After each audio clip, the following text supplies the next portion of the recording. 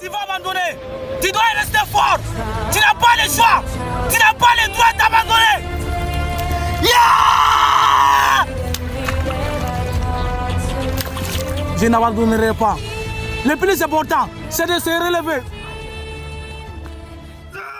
J'espère que vous allez bien. Moi ça va très très bien par la grâce de Dieu ce matin. Donc aujourd'hui il est 5h44. Je me rends dans une mission intérim. Donc je vais faire une mission intérim. Du coup la mission intérim pour ceux qui savent pas. L'intérim est un match qui se joue à 3 entre toi, jeune intérimaire qui est à la recherche de la mission idéale, l'agence d'intérim, et il faut savoir qu'elle a pour rôle d'être ton employeur. Car c'est avec elle que tu signes ton contrat, c'est elle qui te verse ton salaire, et bien sûr en cas de problème, tu peux compter sur toute une équipe pour te soutenir. Et enfin, l'entreprise qui t'accueille et chez qui tu vas pouvoir réaliser ta mission. On l'appelle aussi l'entreprise utilisatrice. Là je dois aller travailler normalement de 7h à 10h. Donc c'est à Primark. Je pense que beaucoup parmi vous connaissent Primark. Et c'est tout simplement du pliage, remplissage de rayons. Donc c'est ce que je m'en vais faire et voilà. Non, je passe avec ça passe pas. Faut recharger du coup.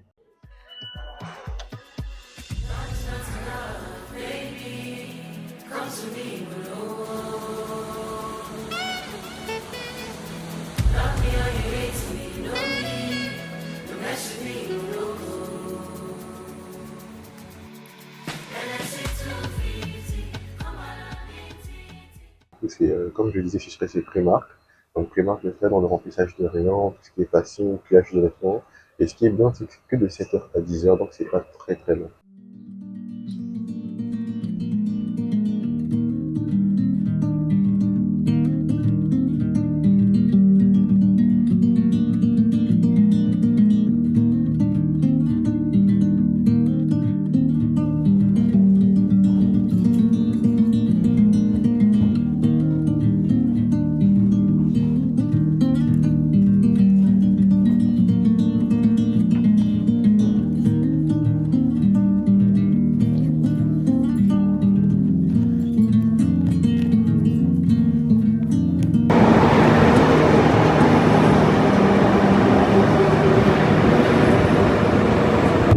Là, je suis totalement mitigé entre un sentiment de joie et un sentiment de fatigue. Parce que, comme vous le savez, je me suis levé à 4h aujourd'hui.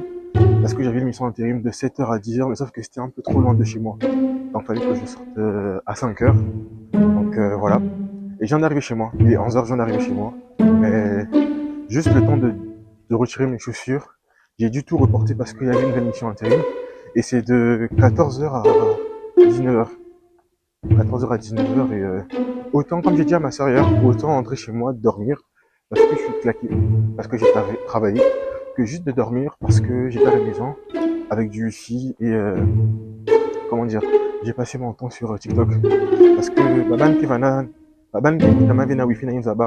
ils ont le wifi, ils sont tout le temps dessus, c'est incroyable.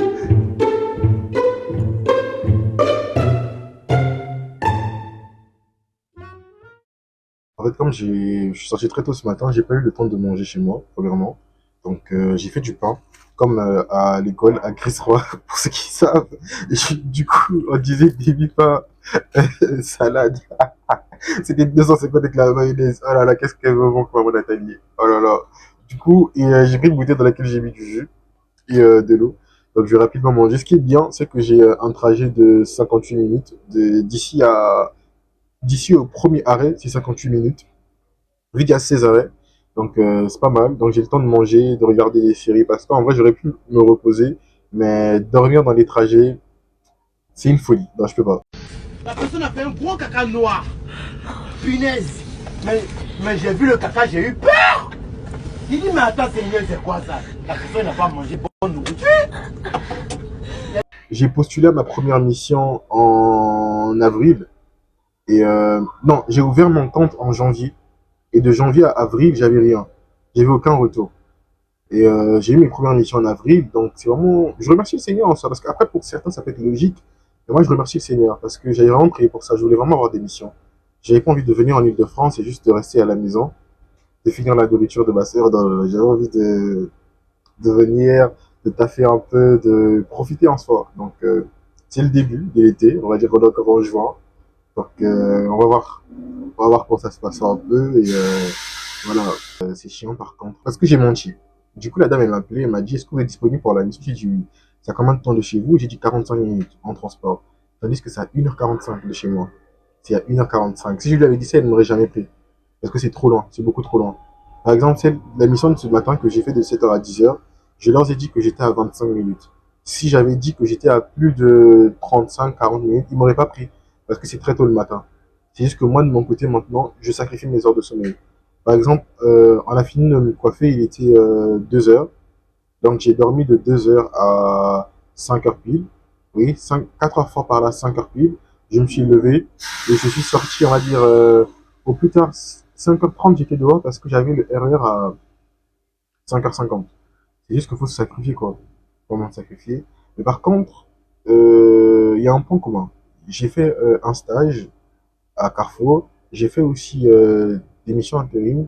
Et en fait, le point commun, c'est que j'ai compris très rapidement que dans ces univers-là, quand tu as une vision spéciale, un standing de vie un peu différent de la norme, il faut, en fait, très rapidement, ces environnements te réveillent. En fait, ça te fait comprendre que si dès maintenant tu poses pas les actes qu'il faut, plus tard, tu vas être cet oncle-là qui conseillera ses jeunes, ses neveux et nièces de bien faire les choses.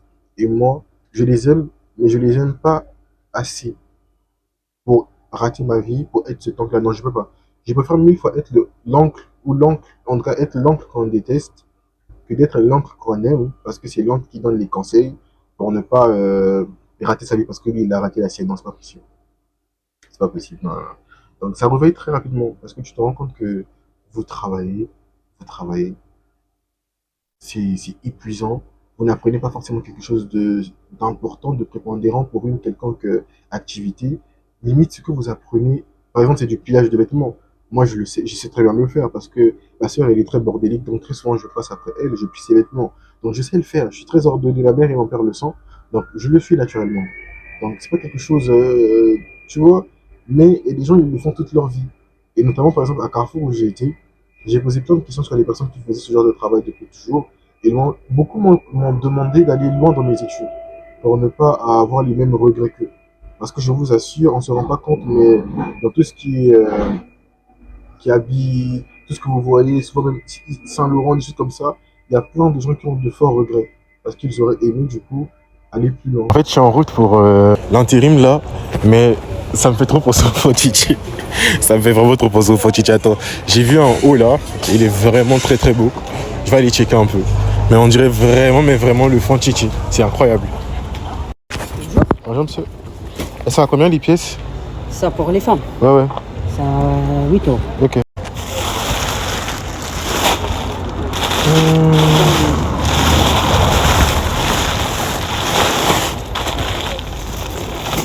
Est-ce que vous pensez qu'il y a le XL?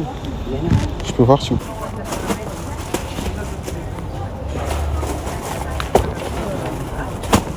On peut pas ouvrir du coup? On peut ouvrir? Oui.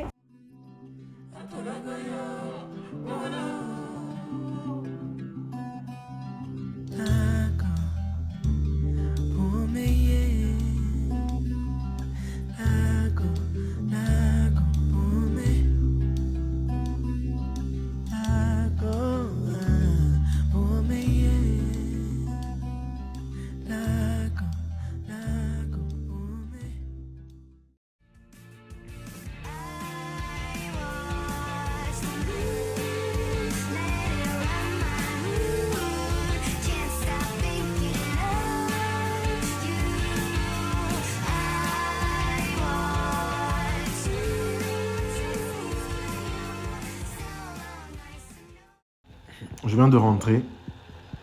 Franchement, les gens qui ont l'ongle incarné, respect à vous. Si vous avez l'ongle incarné comme moi et que vous... Waouh, la chaussette elle est collée là. Doucement, doucement, doucement. Voilà. Si vous avez l'ongle incarné et qu'à chaque fois que vous portez des chaussettes blanches, c'est tout le temps comme ça, respect à vous. Ça fait super mal. C'est du sang, hein. Et tout ça, c'est là. Ça fait super mal. Super mal. En tout cas, bah, je sais pas si ce vlog vous aura plu, mais dans tous les cas, manifestez-vous si vous voulez en commentaire et ciao ciao. Balapata Ikiko. Balapata Ikiko. Balapinda. Allez, chocolat youpi. Balapinda. Allez, lectileta. Balapinda. Balapinda. Mekumaka baou, washatabu ma.